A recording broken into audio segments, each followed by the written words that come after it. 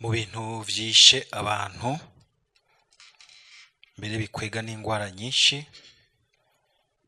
bigakwega inzankano nyinshi, hari ibintu vyitwa stress y'ubuzima. Stress nayo gasanga iri kwiva ku munoho w'ubuzima. Dusaba Umukama kugira ngo azaradukiza ibintu vyose binyegejemwo umunoho w'ubuzima,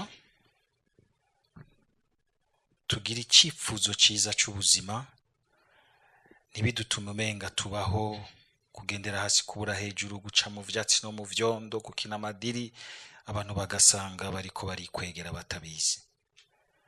Iyo tubonye umuntu yiruka gutyo, ukabona umenga ibintu vyose abiharuramwo amafaranga arundiwe, kumererwa neza, ukugira iki, tugira tutarakerebutse, urya muntu arahabona.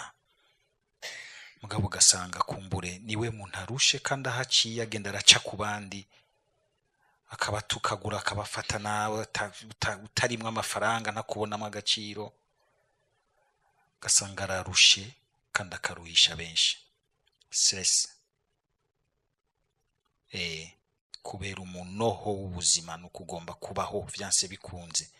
Baho Mukama ko yashatse kubaho azoguha kubaho, mugabo baho utahugumbwa, udatumutwe, uzi neza yuko wakuzanye muri ino si arazi ingene uzobaho, ingene watanguye n'ingene uzoheza.